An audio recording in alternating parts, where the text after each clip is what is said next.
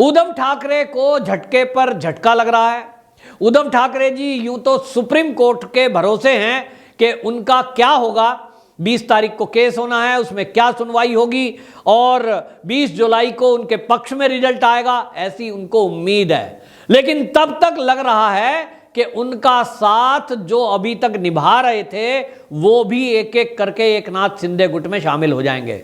आप देखें कि जब से एकनाथ शिंदे जी ने मुख्यमंत्री पद की शपथ ली है उसके बाद से लगातार अभी जो उद्धव ठाकरे जी के पास विधायक बचे हैं वो भी छोड़ छोड़कर एकनाथ शिंदे जी को ज्वाइन कर रहे हैं। अभी पिछले ही दिनों एक मंत्री ने इस्तीफा देकर एकनाथ शिंदे जी गुट को शामिल किया था, लेकिन अभी हाल ही में अब आप देखें कि रामदास कदम बहुत सीनियर लीडर हैं और शिवसेना में ये बाला साहब ठाकरे जी के समय से हैं, लेकिन ये भी अब उद्धव का साथ छोड़कर एकनाथ शिंदे गुट में शामिल हो सकते हैं। ये आपको बता दें नेता प्रतिपक्ष रहे हैं और देवेंद्र फडणवीस जब शिवसेना के गठबंधन से मुख्यमंत्री थे महाराष्ट्र के, उस समय ये मंत्री भी रहे हैं, इतने सीनियर लीडर हैं। और ये अब उद्धव ठाकरे का साथ छोड़कर अगर एकनाथ शिंदे के साथ मिलते हैं तो ये उद्धव ठाकरे के लिए बड़े झटके की बात है।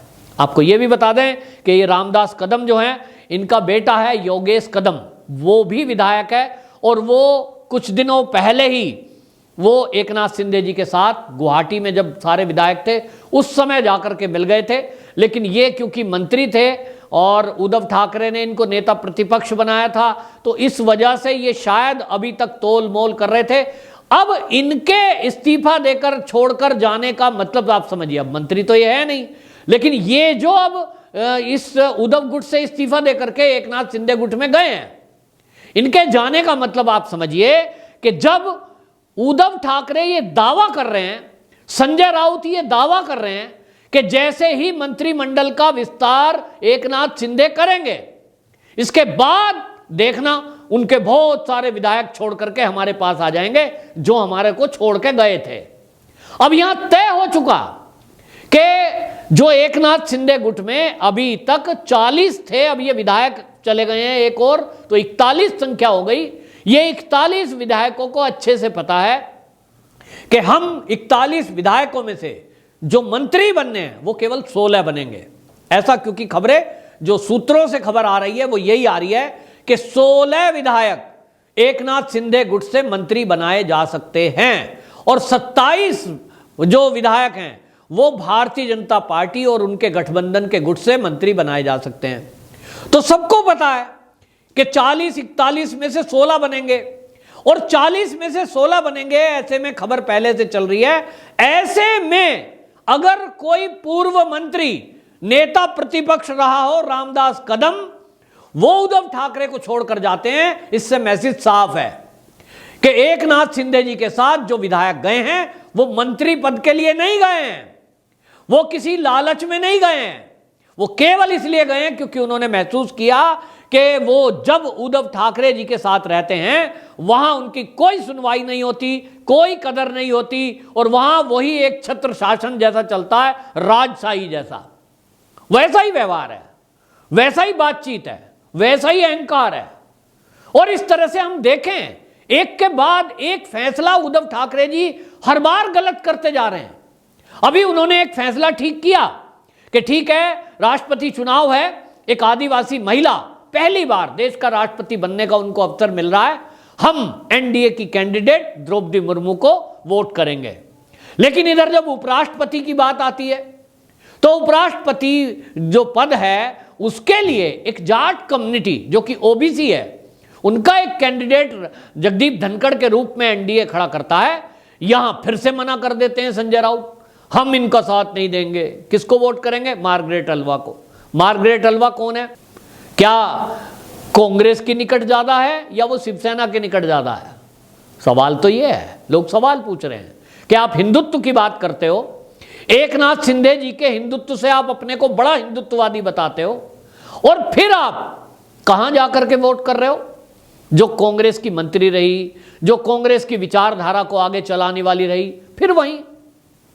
तो इसलिए ये एक सवाल उठता है कि आखिरकार उद्धव ठाकरे जी, उनको अभी तक ये समझ क्यों नहीं आया कि उनकी पार्टी का ये जो हाल हुआ है, जो विधायक उनको छोड़ के गए, और विधायक ही नहीं, अभी राष्ट्रपति चुनाव होते होते ये खबर आई है कि 14 के करीब सांसद अब एकनाथ शिंदे के साथ नहीं है, वो अब वर्चुअल मीटिंग कर रहे हैं, उद्धव ठाकरे के साथ अब सांसद नहीं है।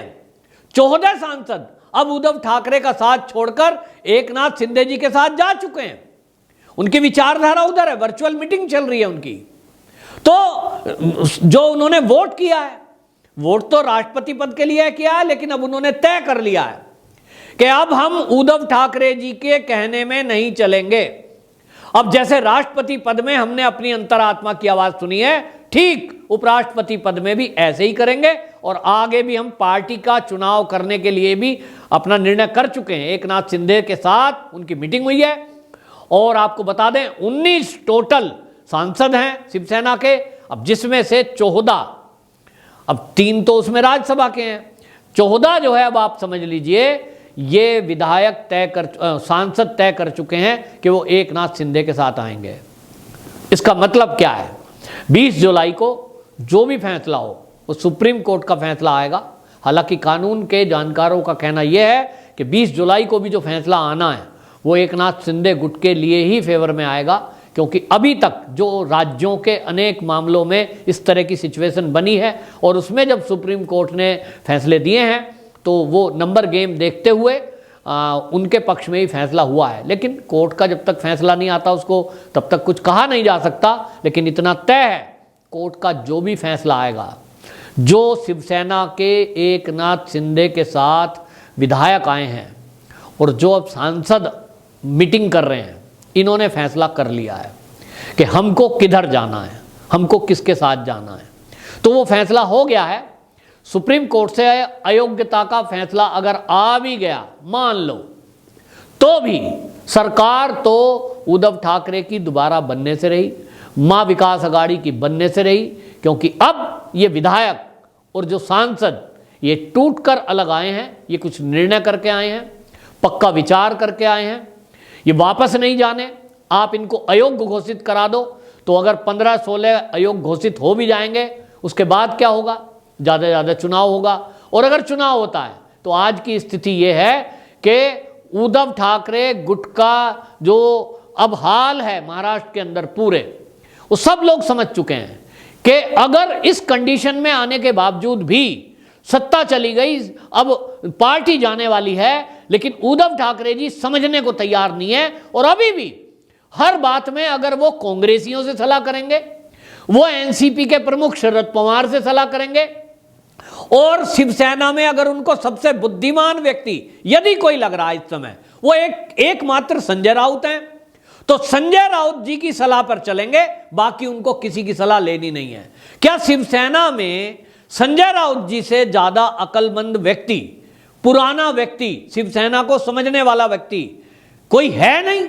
ये शिवसेना के लोग सवाल कर रहे हैं। शिवसेना के सांसद, शिवसेना के विधायक ये सवाल कर रहे हैं कि उद्धव ठाकरे जी को सलाह के नाम पर क्या एक ही व्यक्ति मिलता है, संजय राउत? ये जो कहेंगे वो होगा, ये जो कहेंगे वो उद्धव ठाकरे जी करेंगे, बाकी सब गौण हैं। तो ये एक सवाल है और ये आक्रोश का कारण भी है। और इसीलिए आप देखें कि उद्धव ठाकरे जी के पतन का ये कारण बन गया है कि उन्होंने जो आसपास मंडली इकट्ठी की है, जो उनकी सलाहकार समिति है, उसमें कौन है? उसमें एक है सोनिया गांधी, राहुल गांधी। कोई सलाह लेते हैं, दिल्ली आएंगे, उनसे बात करेंगे। दूसरा उनके पास कौन सलाहकार है? शरद पवार। आप देखें अभी भी कोई बात करनी होगी, मीटिंग करेंगे, शरद पवार जी सलाह देंगे। क्या कोई दूसरी पार्टी का प्रमुख इतना वो कम बुद्धि नहीं है कि वो दूसरी पार्टी को आगे बढ़ाएगा, जबकि आप कंपटीशन करते रहे अभी तक। एनसीपी और शिवसेना का हमेशा कंपटीशन रहा है। पहली बार सत्ता में आने के लिए आप मिले हैं, तो वो क्यों आपकी पार्टी के लिए काम करेंगे भाई? वो शरद पवार अपनी पार्टी को आगे बढ़ाएंगे कि शिवसेना को आगे बढ़ाएंगे, या वो कांग्रेस को आगे बढ़ाएंगे? निश्चित रूप से नहीं। और राजनीति में तो ये होता है, अपनी ही पार्टी के लोग अपनी पार्टी में आगे बढ़ रहे नेता की टांग खींचते हैं कि ये आज अध्यक्ष बन गया है, इसको मैं नीचे खींचूं, किसी तरह मैं अध्यक्ष बन जाऊं। और आप उद्धव ठाकरे जी उम्मीद कर रहे हैं कि शरद पवार जी आपकी पार्टी को ऊपर ले जाएंगे। वाह भाई वाह, आपकी बुद्धि की दाद देनी पड़ेगी। कितना भरोसा आपने शरद पवार जी के ऊपर किया है, आपको मुबारक हो शरद पवार जी की सलाह। लेकिन शिवसेना के लोग ये कह रहे हैं, शिवसेना के सांसद, विधायक और पुराने नेता ये कह रहे हैं कि विपरीत, कहते हैं विनाश काले विपरीत बुद्धि। तो अब ऐसा लग रहा है कि जिस तरह के निर्णय उद्धव ठाकरे जी अब पार्टी टूटने को तैयार है, तब भी समझने को तैयार नहीं है, सीधे निर्णय लेने को तैयार नहीं है। और सलाहकार समिति में अभी भी वही 4-5 लोग हैं जिन्होंने आज तक सलाह देकर ये हाल कर दिया है। तो ये बात इसलिए बड़ी बात समझ में आ रही है। और इस समय जो टूट हुई है, ये झटके पे जो झटका लग रहा है, ये अभी क्रम जारी रहेगा। और अब आप देखेंगे 20 जुलाई को जो फैसला आएगा, इसके बाद ये कहा जा रहा है कि पार्टी ने तय किया है, विधायक और सांसदों ने, कि इस पर भी फैसला करेंगे कि अब पार्टी का प्रमुख कौन रहेगा। अगर उद्धव ठाकरे जी ने अपनी सलाहकार समिति का साथ नहीं छोड़ा और यही 2-3 लोग इनके आसपास रहे, कांग्रेस के, एनसीपी के और ये संजय राउत, तो 3 लोग, अगर ये 3 तरह के लोग इनके आसपास रहेंगे तो निश्चित रूप से बाकी बचे हुए जो विधायक सांसद इनके पास हैं, ये भी इनसे छिटक कर दूर चले जाएंगे, ऐसा सूत्रों का कहना है। और ये अकेला एक परिवार रह जाएगा और इनके रिश्तेदार और आसपास के चापलूस बस इनसे घिरे रह जाएंगे। तो कुल मिलाकर के ये झटका है।